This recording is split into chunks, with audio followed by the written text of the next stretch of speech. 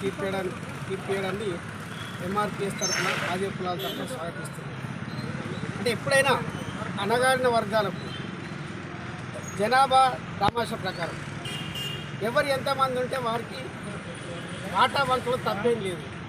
ఎందుకంటే ఒక్కసారి రిజర్వేషన్లు ఎవరైనా కావచ్చు, అది పర్సనల్గా మైసెల్ఫ్ నేను కూడా కావచ్చు, ఒక్కసారి రిజర్వేషన్ అనుభవించినాక తిరిగి నా తర్వాత వచ్చే నా జనరేషన్లో అనుభవిస్తుంటే ఖచ్చితంగా ఇతర వెనుకబడిన వర్గాలకు డెఫినెట్గా అన్యాయం జరుగుతుంది. ఆ రకంగా ఇప్పటి వరకు మన ఎస్సీలో ఉన్న మొదట ఫలాలు రిజర్వేషన్ ఫలాలు అందుకున్నారో వారు తిరిగి అందుకోవడం వల్ల ఒకే ఉపకులం ఎక్కువ రిజర్వేషన్ పొందనే బాధతో ఆనాడు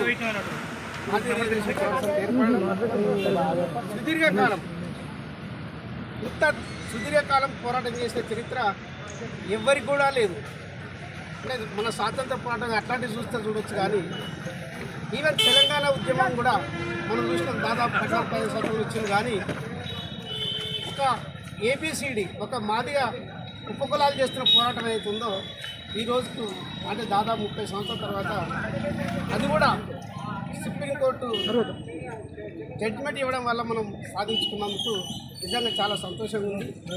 దాంతోపాటు ఈరోజు మేము కోరుతున్న తెలంగాణలో మరీ ముఖ్యంగా తెలంగాణ రాష్ట్రంలో మాదిగ జనాభా 70% ఉంది. కాబట్టి తిరిగి గతంలో మాదిరి 6-7 కాకుండా మాదిగ జాతి ఎంత అవుతుందో వారికి ఇచ్చుకుంటూ వారి కింద ఉపకులాలు ఒక మాదిగ కులానికి ఇస్తే మళ్ళీ తిరిగి దక్కలు కావచ్చు, సింధు కావచ్చు, మాస్టి కావచ్చు, ఆ ఉపకులాలు ఏవైతున్నాయో వారు తిరిగి మరొకసారి ఉద్యమం చేయకుండా వారు కూడా 0.5 జనాభా తమాషా ప్రకారం వారు కూడా ఇస్తే మాదిగ కులం ఎప్పుడు కూడా అందరికీ న్యాయం చేయాలన్నింటిలో అగ్రభాగం ఉంటుంది. కాబట్టి మేమైతే ఇప్పుడు కూడా స్వాగతిస్తున్నాం.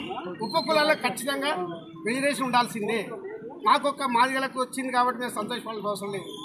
నా దక్కలకి, నా సింధుకు, ప్లాస్టిక్ లాంటి ఉపకులాలకు వస్తేనే మేము మాదిగ జాతి గర్వంగా తలెత్తుకుంటాం. కాబట్టి ఇప్పుడు కూడా ఎప్పుడైతే సుప్రీంకోర్టు జడ్జిమెంట్ ఉందో దాన్ని బేస్ చేసుకొని రాష్ట్ర ప్రభుత్వానికి మన ఎంఆర్పిఎస్ కావచ్చు మన తరఫున విజ్ఞప్తి చేద్దాం.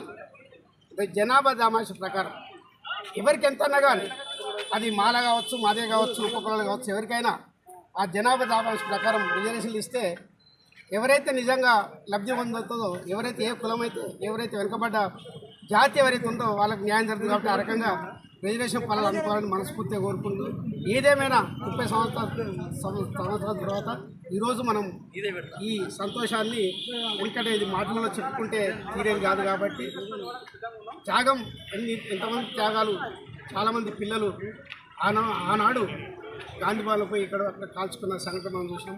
అట్లాంటి ఘటనల అమరవీరుల జ్ఞాపకార్థంగా కావచ్చు, వారి త్యాగ ఫలితంగా ఈరోజు సాధించినందుకు అందరికీ వారికి అమరులను జ్ఞాపకం చేసుకుంటూ తిరిగి అట్లాంటి ఉద్యమం రాకుండా న్యాయంగా రావాల్సిందిగా కోరుతున్నాం. సుప్రీంకోర్టు ఇచ్చిన తీర్పుతో యావత్ మాదిగ జాతి పండుగ చేసుకున్న సందర్భం గౌరవ శ్రీ మందకృష్ణ మాదిగ గారు మాదిగ కులంలో పుట్టినటువంటి వజ్రం. ఆయన అకుంఠిత దీక్ష, అకుంఠిత పోరాట ఫలితమే ఈరోజు ఏబిసిడి వర్గీకరణ.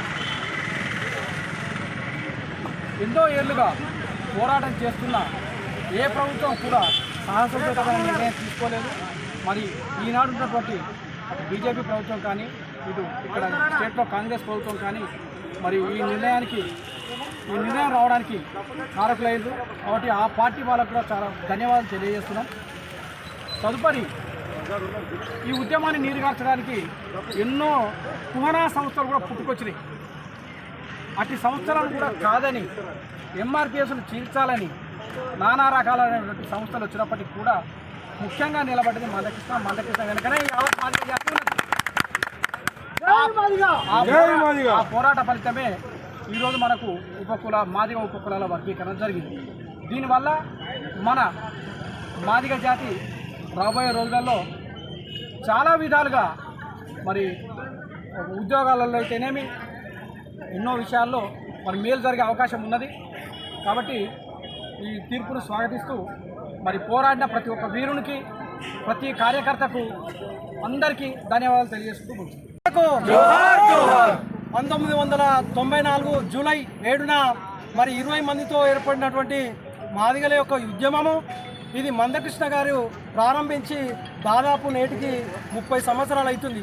ఈ 30 సంవత్సరాల సుదీర్ఘ పోరాటంలో మరి మాదిగలంటే పేరు చెప్పుకోలేని పరిస్థితిలో నుండి ఒక మాదిగ అంటే ఒక ఆత్మగౌరవంతో నేడు సమాజంలో తిరుగుతున్నామంటే అది కేవలం మందకృష్ణ మాదిగ పోరాట ఫలితమే అని చెప్పేసి మీ దృష్టికి తీసుకొస్తున్నాను.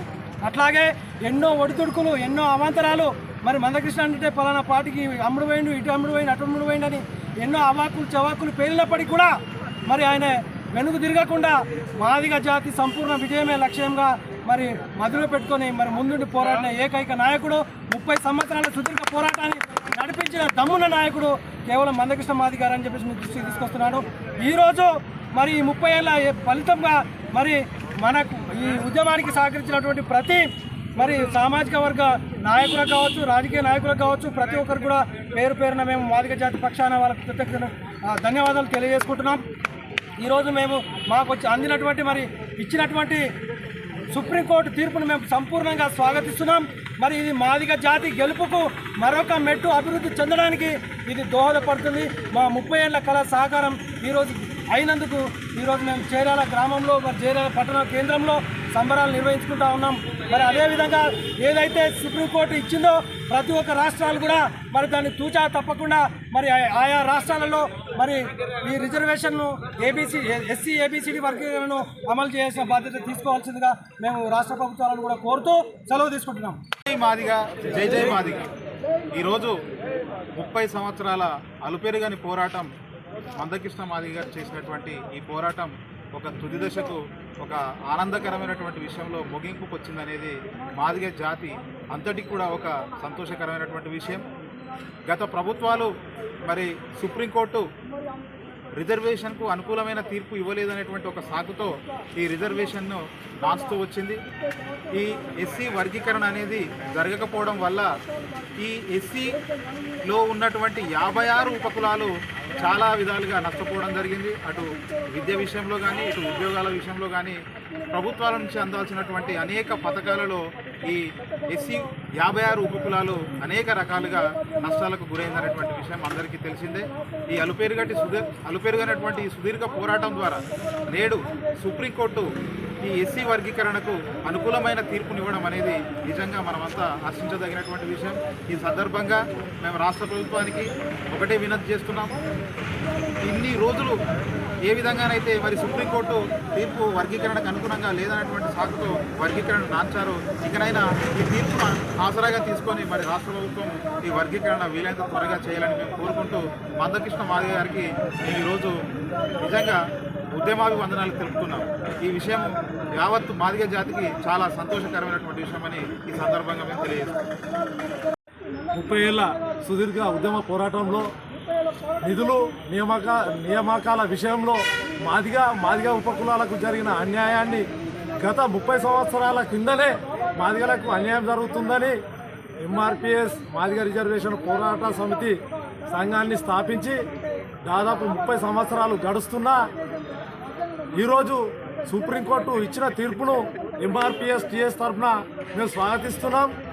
అలాగే జనాభా నిష్పత్తి ప్రకారం మాదిగ కులంలో మరియు ఉపకులాల్లో ఉన్న దళిత సంఘాల్లో ఉన్న 59 కులాలకు సమానంగా అన్ని నిధులు నియామకాలు అందాలని, అలాగే మన ఎంఆర్పిఎస్ టిఎస్ ఉద్యమ సారథి వంగపల్లి శ్రీనన్న ఎస్సీ వర్గీకరణ కోసం అసెంబ్లీ ఎక్కిన మొట్టమొదటి వ్యక్తి వంగపల్లి శ్రీనన్న అని ఈ సందర్భంగా తెలియజేస్తున్నాం. ఎస్సీ వర్గీకరణ కొరకు ఎంతోమంది అమరులైన విషయాన్ని మనం గుర్తుంచుకోవాలి.